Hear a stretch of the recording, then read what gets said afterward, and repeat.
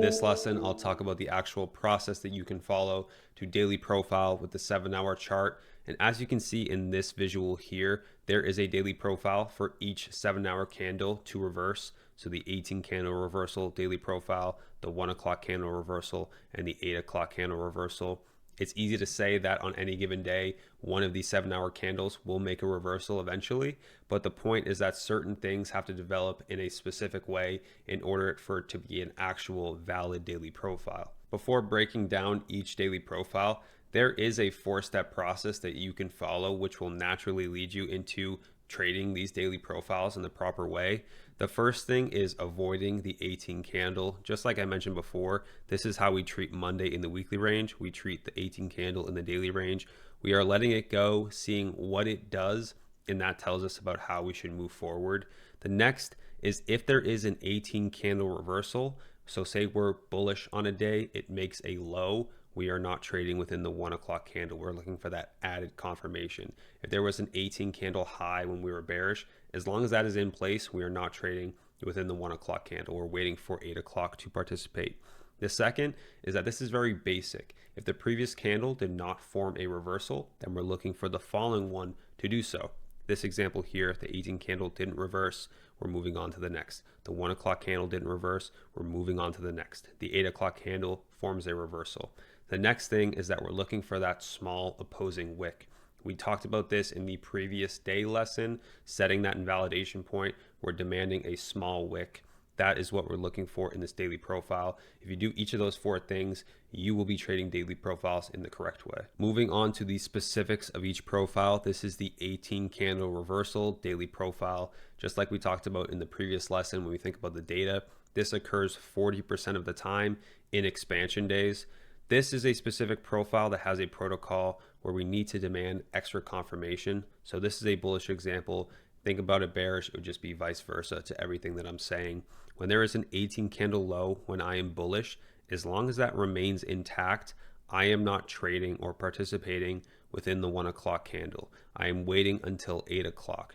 Reason being is that when that low is in place, these are generally lower volatility hours, these two here. So I'm going to be waiting until 8 o'clock to see one thing that would confirm this profile. It's that the low formed in that 18 candle, the market has broken away from it, either in the 18 candle, the 1 o'clock, or both, far away enough in the direction of my bias that I no longer need to concern it to return back to that intraday low. It's already in that continuation.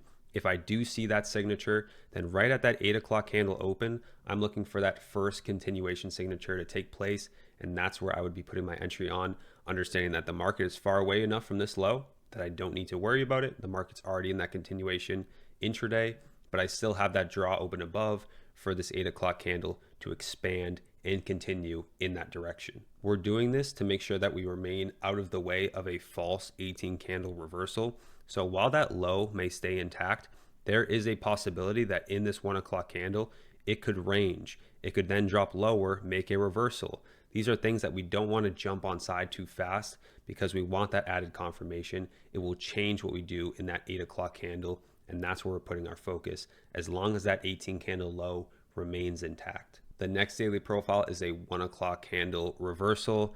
That's going to happen when the 18 candle opens up, either ranges or makes an opposing run to your bias. You want to see that shallow run. So ranging is great. Making a shallow opposing run is fine. We just don't want to see that large deviation from the opening price. So this here, the 18 candle ranges, the 1 o'clock candle runs out that low, makes a reversal. That means the 8 o'clock candle is a continuation. Moving on to the final daily profile, the 8 o'clock candle reversal. This is very similar to what I explained before with the 1 o'clock candle reversal, where I'm looking for these previous 7-hour candles to be either ranged or making shallow opposing runs from that daily open, making that small opposing wick.